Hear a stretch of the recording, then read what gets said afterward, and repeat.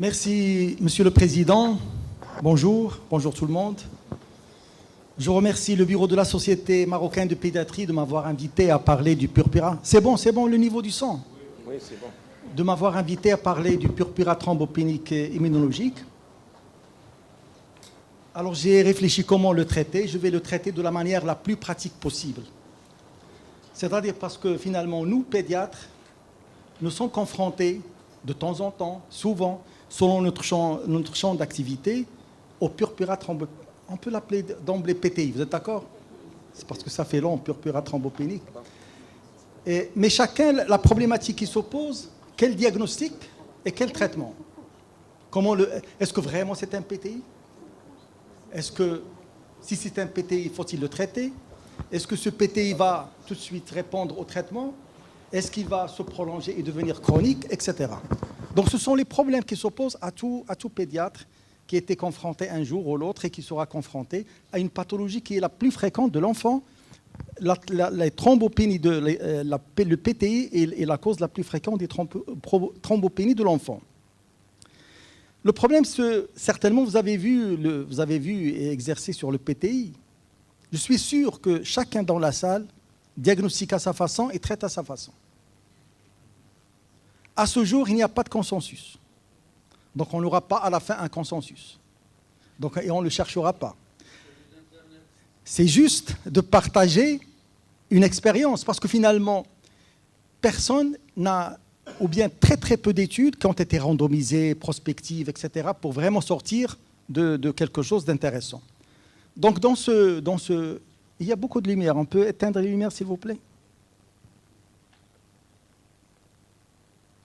Vous ne pouvez pas l'éteindre parce que sinon on ne voit pas. Ah, d'accord.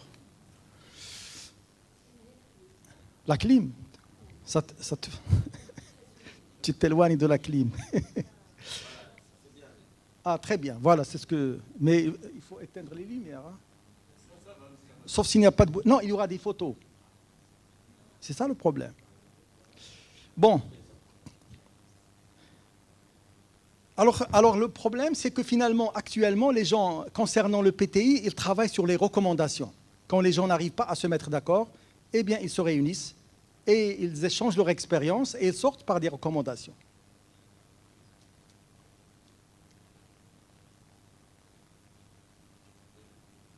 Vous avez vu cet enfant? Sinon, c'est grave si vous ne l'avez pas vu. Alors, donc, finalement, cette petite... On ne voit pas le nom ici. Donc, il y a un problème de... Vous pouvez recadrer l'image, s'il vous plaît? En tous les cas, ici, c'est... Voilà. Donc, la petite Isra, âgée de 3 ans, donc, elle était venue, elle s'est présentée avec ses pétéchies, avec ses ulcérations buccales, donc une hémorragie cutano-muqueuse, et on l'examine. Et donc, on trouve ses pétéchies, ses ecchymoses, etc. Déjà, vous pouvez le remarquer à travers ses yeux. Ses yeux sont pétillants. On peut deviner qu'elle est en forme, elle est en bon état général. Il y a une semaine, elle avait un petit rhume, une petite fièvre de 37, 8, etc. Mais sans aucun problème. Et puis, 3 ou 4 jours après, les parents ont vu apparaître ces lésions au niveau des jambes et au niveau du visage. C'est l'histoire clinique. Elle n'a jamais d'antécédents, ni personnels, ni familiaux, de syndrome hémorragique. Bien sûr, devant ce purpura pétéchial, on fait une NFS, un hémogramme, et vous remarquez qu'elle a 6000 plaquettes. Donc c'est une thrombopénie très très profonde. Et comme tout laboratoire qui se respecte, ça a été vérifié, contrôlé sur EDTA et citraté, et vérifié sur frottis sanguin. Il y a une petite anémie microcytaire, hypochrome, et ça a été vérifié, il avait une ferritinémie basse, donc ça n'a rien à voir avec ce problème-là.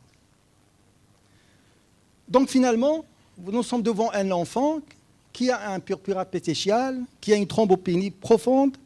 Tout de suite, vous avez devant vous le malade et vous réfléchissez. Et donc, vous avez plein d'hypothèses qui tournent dans votre tête et vous vous demandez comment vraiment chercher et trouver la cause. Et tout de suite, on sait que tout le monde divise les thrombopénies en centrales ou en périphériques. Les centrales peuvent être acquises, comme une leucémie, ou tout cancer par un envahissement médulaire, ou bien une aplasie médulaire, ou bien une myélodysplasie, sont des causes acquises, mais qui sont rares chez l'enfant, et surtout rares comme cause de thrombopénie. Et bien sûr, il y a les causes constitutionnelles, l'enfant est avec, comme la fameuse maladie de Fanconi, qui se manifeste par la thrombopénie, ou la dyskératose congénitale, ou la mégacariocytose. Mais bien sûr, il y a des causes périphériques, telles que les virus, les causes immunoallergiques ou humains, ou bien une pathologie de l'hémostase, telle que la maladie de Willebrand et autres.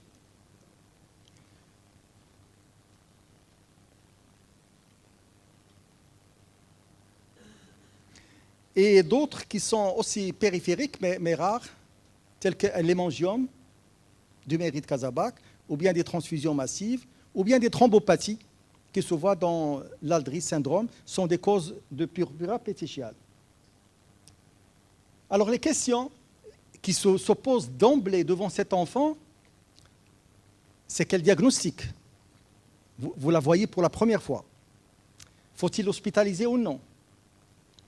Faut-il faire un myélogramme pour dispatcher les causes entre périphériques et centrales? Faut-il faire d'autres examens que la NFS et le myélogramme? Ou bien faut-il se contenter de la NFS? Faut-il traiter cet enfant ou pas? Faut-il le transfuser en plaquettes? Il assimile, il y a un purpura pétechial, il y a des ulcérations buccales, etc. Ce sont les questions qui se posent à tout pédiatre. Et si on pose les questions à tous les pédiatres présents dans cette salle et partout au Maroc et dans le monde, c'est rare où les gens vont donner la même réponse. Alors finalement, les Américains, ils ont une méthodologie de travail, c'est de travailler en recommandation. Donc ils ont réuni tous les grands experts de purpura thrombopénique de l'adulte et de l'enfant. Ils ont regroupé environ 15 experts à travers tous les États-Unis et ils ont fait appel bien sûr aux méthodologistes, les statistiques, et qui sont spécialistes dans la méthodologie du PTI. Ils ont même invité 2 personnes qui avaient un PTI pour participer aux recommandations, pour vous dire le rôle du patient. Et finalement, ils sont sortis de 21 recommandations. Donc les Américains sont d'accord sur 21 recommandations. Le diagnostic, vous êtes tous d'accord sur le PTI? Vous êtes très forts. Faut-il l'hospitaliser? Faut-il faire un myélogramme? Ça, c'est le médecin qui a fait. Ce n'est pas la réponse juste. C'est la réponse du médecin qui a vu cet enfant. Si vous dites non, c'est un problème. Faut-il faire d'autres examens que la NFS? Faut-il enrichir le laboratoire par d'autres examens? Faut-il la traiter? Faut-il... Et quel traitement? Cortico? Non, ils disent non. Eh bien, d'après les réponses que je viens d'entendre, on peut dire que 20% sont d'accord avec les recommandations.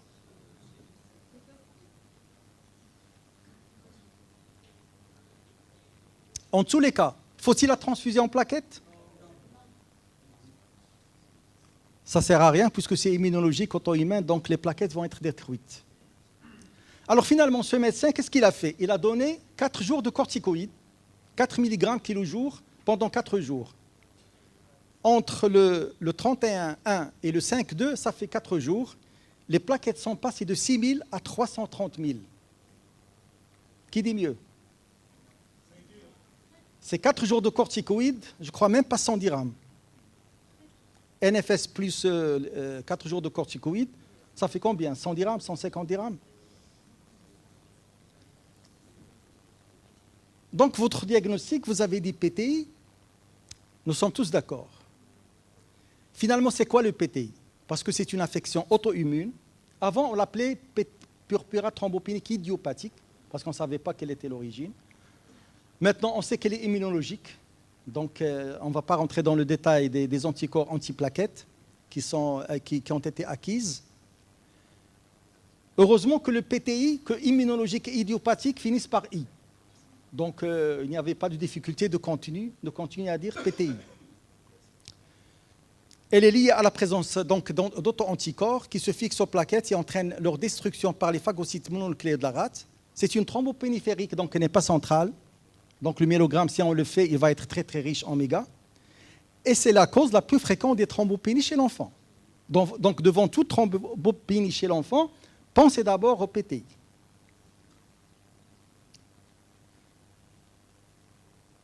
Mais ne pas oublier que le PTI est un diagnostic d'exclusion. Il faut être sûr, au moins cliniquement, au moins par l'expérience, que ce n'est pas autre chose. Et tout à l'heure, on a vu défiler les causes périphériques et centrales. Le début, il est souvent brutal. Donc c'est ça, une caractéristique. Il y a une semaine, il était bien. Il y a 2 jours, il a plein de pétichis et purpura donc, sur le corps. Et à l'examen physique, on ne trouve que ce purpura et ces pétichis. De temps en temps, un petit saignement muqueux au niveau de la gencive, au niveau de la bouche. Mais le reste, il est excellent. Bon état général, absence d'hépatosplénomégalie, pas d'adénopathie, pas de syndrome thyroïde. Le reste de l'examen est strictement normal. Donc, devant ce genre d'enfant, pour lequel on n'a que cet aspect clinique, bien sûr, on ne peut penser qu'au PTI. La NFS, thrombopénie isolée, comme le cas précédent, et le frottis sanguin ne montre pas de grosses plaquettes. Bien sûr, le biologiste regarde la taille des plaquettes. Les accidents hémorragiques graves sont exceptionnels. Et le problème depuis toujours, et je pense qu'il va rester toujours, c'est que les médecins ont peur de l'hémorragie intracérébrale. C'est leur hantise. Mais quand on voit les statistiques, c'est très, très, très rare. À peine un PTI sur 1000, ou peut-être je me trompe d'un 0, sur 10 000, il fait une hémorragie cérébroméningée. Et les Américains ont regardé tous ceux qui ont fait une hémorragie cérébroméningée avec un PTI. Eh bien, ils avaient des malformations vasculaires, ou il y avait d'autres choses associées qui ont favorisé le saignement. Donc, cette hantise, elle continue. Il faut savoir la supprimer. Dans mon expérience, je n'ai jamais vu d'hémorragie intracérébrale. Et il y a une absence de corrélation stricte entre la profondeur de la thrombopénie et la gravité des manifestations hémorragiques. Ce n'est pas parce qu'elle a 6000 qu'elle va elle va saigner partout. Et le fond d'œil, ce n'est pas la peine de perdre du temps et l'envoyer chez l'ophtalmo. Question.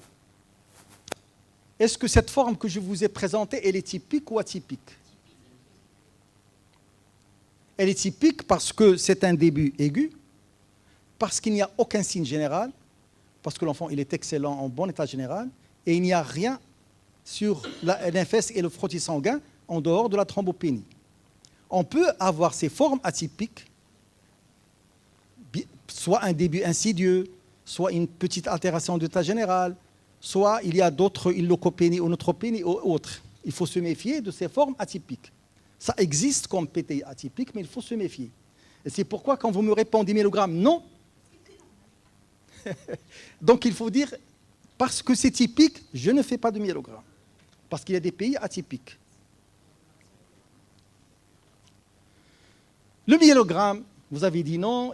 Moi je dis que seuls les hématopédiatres, les oncopédiatres ont le droit de ne pas faire le myélogramme. Un pédiatre généraliste qui voit le PTI de temps en temps, il vaut mieux qu'il demande l'avis de son collègue, de discuter avant vraiment de ne pas faire le myélogramme. Et bien sûr, alors finalement, qu'est-ce qu'on voit? Une moelle riche en oméga. Donc ça veut dire que la moelle essaie de récupérer toutes les plaquettes détruites et il n'y a aucune cellule anormale ni d'envahissement. Alors les indications du myélogramme, et donc la réponse la plus complète, je ne ferai le myélogramme que s'il y a une présentation atypique. Deuxièmement, si je démarre une corticothérapie. Troisièmement, s'il n'y a pas de réponse, j'ai déjà traité, il n'y a aucune réponse au traitement par corticoïde ou immunoglobuline. Donc à ce moment-là, je dois me poser des questions, peut-être ce n'est pas un PTI. Et nous avons déjà commencé à vous parler des recommandations des Américains, donc toutes les réponses, diagnostiques, etc. Donc c'est le consensus américain actuel. Le risque de confondre ce PTI, surtout dans ses formes atypiques, c'est de le confondre avec une aplasie médulaire acquise, une maladie de Fanconi, une maladie de Wiskott-Aldrich, c'est un déficit immunitaire, cette thrombopathie qui donne des purpurales à Bernard Soulier et d'autres maladies. Le Kazabak-Mérite, ce sont des enfants qui ont des angiomes, et donc il y a une destruction plaquettaire au sein de cet angiome. Le syndrome d'Evans, mais ici il y a une splénomégalie, il y a une anémie hémolytique et une PTI, etc. Donc finalement, il y a un certain nombre de diagnostics différentiels dans les formes atypiques. Maintenant, le consensus, c'est de diviser le PTI en 3 rubriques. Soit, on l'appelle nouvellement diagnostiqué. On l'appelle pas, et bien sûr, il est aigu, mais on l'appelle nouvellement diagnostiqué. C'est-à-dire que l'histoire remonte à moins de 3 mois. Ou bien il persiste, c'est quand il persiste, la thrombopénie persiste entre 3 et l'âge de 12 mois. Et il est chronique dès qu'après 1 an, les plaquettes restent donc basses, il faut le considérer comme un PTI chronique. D'emblée, parce qu'il y a des hématos qui voient et les adultes et les enfants, il y a des généralistes qui voient l'adulte et l'enfant. Il faut savoir différencier le PTI de l'enfant et celui de l'adulte. Les formes chroniques sont très rares chez l'enfant, à peine 20%, ils passent à la chronicité, alors que 80% des PTI de l'adulte restent chroniques. Et les formes corticosensibles, elles sont très, très fréquentes dans le PTI de l'enfant. C'est pourquoi la corticothérapie trouve sa grande place. Donc, on continue avec les recommandations de ce fameux consensus. L'autre question, on a posé, faut-il l'hospitaliser? Vous avez dit oui? Maintenant, vous pouvez dire non, qu'il n'y a qu'à peine 1 sur 10 000 qui ne vont pas saigner. Donc finalement, le consensus, c'est devant un enfant en bon état général qui ne demande rien à personne, on peut le traiter à titre externe. Sauf si le diagnostic est incertain, bien sûr, on ne peut pas le lâcher. Sauf s'il a des problèmes sociaux, donc il risque de ne pas revenir. Ou bien il habite très très loin de l'hôpital. Ou bien le suivi n'est pas garanti chez cet enfant. Donc finalement, quand vous vous assurez qu'il habite à côté d'un médecin spécialiste qui connaît la maladie, etc., vous pouvez le lâcher. Sinon, il vaut mieux l'hospitaliser. Donc on l'a hospitalisé, on a diagnostiqué, maintenant il faut passer à l'autre question, le traitement. Et c'est là, au savoir, chacun fait ce qu'il veut. J'espère que vous allez faire ce que je vais le consensus que je vais vous énumérer. Et donc, on va commencer, bien sûr, par le PTI qui est nouvellement diagnostiqué, c'est-à-dire le cas de la petite qu'on a vu tout à l'heure. Que ce soit présence ou absence de signes cutanés. L'abstention, il y a maintenant beaucoup de pédiatres américains qui s'abstiennent devant ce cas. Ils rassurent, mais ils s'assurent que le suivi va être le plus proche possible. Et bien sûr, les parents peuvent téléphoner à tout moment, venir à tout moment, ils sont très proches de l'hôpital. Ou bien, si on ne veut pas se casser la tête, si on veut, moi ce que je fais personnellement, je donne de la corticothérapie. Donc le traitement peut être soit la corticothérapie, soit les immunoglobulines, soit autre. Entre l'abstention et le traitement, finalement, c'est la peur du médecin, la peur du pédiatre. Il a peur, je dis, pourquoi il va me faire... peut-être il y a 1 sur 10 000, mais peut-être sera cet enfant qui sera le 1 sur 10 000. Alors donc, pour ne pas se casser la tête, finalement, il traite. Mais comme je vous l'ai dit, 1 sur 10 000 font une hémorragie cérébro-méningée. Abstention ou bien corticothérapie. Alors, quel corticoïde? Les Américains ont discuté, faut-il donner le fameux décadran, dexaméthasone, oradexan, ou bien donner tout simplement de la prednisone? Qu'est-ce que vous donnez? Bravo. Donc, les Américains ne donnent plus la dexaméthasone. Maintenant que vous avez décidé de donner des corticoïdes, quelle est la dose et la durée de cette corticothérapie? C'est 2 à 4 mg pendant 5 à 7 jours et ne jamais dépasser 7 jours. Que ça monte ou que ça ne monte pas, ce n'est pas la peine. Si ça ne monte pas, ça ne va pas monter. Mais en général, ça monte. Et je vous avais vu le cas précédent qui est passé de 6 000 à 330 000 en 4 jours.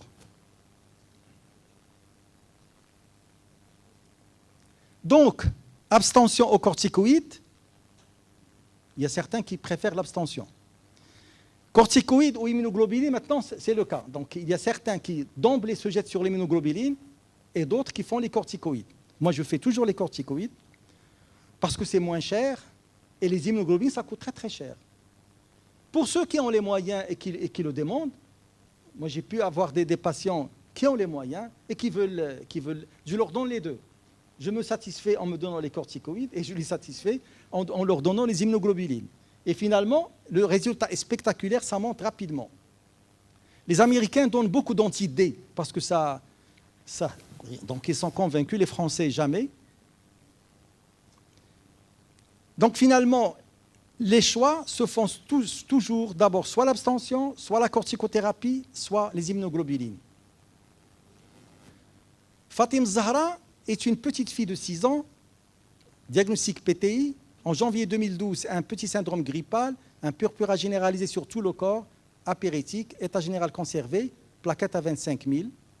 Rien d'autre sur la NFS. PTI diagnostiqué dans cette ville. On ne fait pas de myélogrammes dans cette ville. Et on lui donne prednisone 30 mg par jour pendant 15 jours. À la dose de 2 mg, ils ont donné 15 jours. Elle est adressée à Rabat parce que les pétichis persistent, parce que la thrombopénie persiste. Donc on est obligé de faire le myélogramme parce qu'elle a dépassé 3 mois et ça ne répond pas. Donc le myélogramme est normal. Et on démarre notre corticothérapie de 4 mg à 4 jours, notre protocole. Et on fait la régression sur 3 semaines. Et à J4, elle a 28 000 et à J21, 8 000. Donc elle est de nouveau réfractaire à la corticothérapie. Bien sûr, avec cette corticothérapie, elle a développé l'obésité, le faciès équinoïde, les ecchymoses, les bulles hémorragiques au palais, plaquettes à 7 000, et elle garde un PTI au 4e mois. On arrête la corticothérapie. Faut-il faire de la splénectomie? On n'a pas fait, on a préféré donner les immunoglobulines. Mais manque de moyens, on ne les a pas donnés. On a recommencé la corticothérapie. Ça n'a pas marché. Au 6e mois, enfin, on a les immunoglobulines. Les plaquettes montent à 3 000. 3 000 ou descendent à 3 000. Donc ça n'a pas marché. On fait un bolus de méthylprednisolone, ça ne marche pas. Il est toujours à 3 000. Donc finalement, on a essayé ce qui se fait habituellement, mais pour vous dire qu'il y a certains cas où ça ne répond à rien. Donc vous voyez que c'est une courbe de taux des plaquettes, pratiquement, elle est toujours en dessous de 20 000. À un moment, alors on fait la splénectomie finalement. Et regardez, après la splénectomie, immédiatement ça monte. Ça monte à 180 000. Donc on était content. Mais tout de suite, c'est l'échec. Et elle continue donc à avoir une thrombopénie persistante. Donc, durant le suivi, pendant plusieurs années, elle avait toujours les plaquettes inférieures à 20 000. De temps en temps, elle fait une petite montée à 30 000. Il n'y avait que pendant une semaine environ qu'elle a fait une montée spectaculaire après la splénectomie. Une autre petite, en 2012, elle a 2 ans, 4 mois, purpura et épistaxis, plaquettes à 10 000, méthylprednisolone, etc. Donc c'est un cas pratiquement... Donc elle était tellement turbulente qu'elle fait des hématomes parfois très importants, etc., etc. Donc elle aussi, selon la corticothérapie, les immunoglobulines, ça ne marche pas et elle passe à la chronicité. Voilà. Donc finalement, corticoïdes, ça ne marche pas. Chez ces 2 enfants, l'immunoglobuline, ça ne marche pas. Alors quel est le prochain palier? Donc, puisque c'est immunologique, on passe donc à la... Donc, on peut utiliser ce qu'on appelle la thrombopoïétine, donc les agonistes récepteurs de la thrombopoïétine, ou bien ce qu'on appelle le rituximab, ou l'anti-CD20, ou ce qu'on appelle commercialement le Mabtera. Faut-il choisir entre le rituximab ou bien une thrombopoïétine? Eh bien, il faut choisir la thrombopoïétine. C'est le consensus américain. c'est quoi ces agonistes des récepteurs de la thrombopoïétine? Soit vous avez la romiplostine, soit les thrombophages. Donc ils vont pénétrer, grâce à ce récepteur de la thrombopoïétine, ils vont activer les voies de JAK2, de MAPEC, de STAT5, etc. Je suis que à la moitié. Non, non, vous avez déjà consommé. Ah bon? Ah oui, 25 minutes.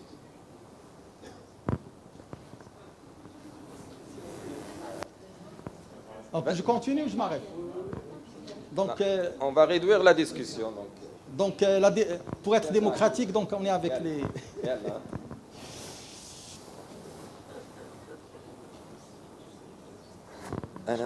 Donc le rutilmixibam avant la splénectomie.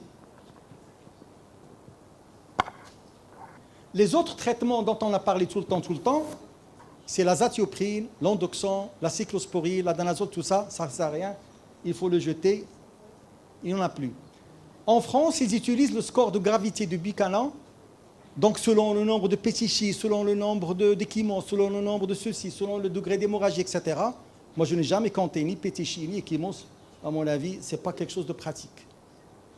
Et la recommandation de la société française, c'était soit l'absence en thérapeutique, si le score est entre 0 à 2, soit les plaquettes supérieures à 10 000. Le traitement, quand le score il est à 3 au-dessus, ou bien lorsque les plaquettes est inférieur à 10 000. Mais moi, en pratique, je n'utilise pas. En urgence, on peut se permettre de faire 3 traitements. Les transfusions de plaquettes, parce qu'on est devant un syndrome hémorragique. On peut donner pendant 3 jours un bolus de corticoïdes et on peut donner des immunoglobulines intraveineuses. Pour le nouveau-né, bien sûr, il y a des nouveau-nés qui naissent soit de mère PTI chronique, soit pour d'autres causes immunes. Alors on leur fait une échographie cérébrale et donc soit l'image est évidente d'hémorragie intracérébrale, on leur donne de la corticothérapie et les immunoglobulines et on peut les transfuser en plaquettes. Le chronique, comme l'a dit tout à l'heure, c'est quand ça dépasse 12 mois. À ce moment-là, on est obligé de faire le médulogramme.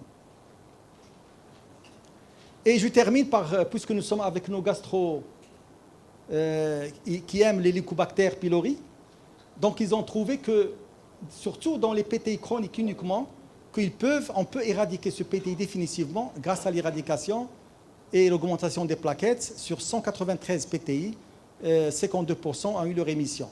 Donc il y a différents mécanismes. Et comme je n'ai pas le temps de vous les détailler, je passe. Et voilà. Donc, c'est pour vous dire que finalement, il faut avoir des règles générales, il faut avoir de la sagesse dans le traitement, et il faut aller pas à pas, et ne pas s'affoler, rassurer et tranquilliser les parents.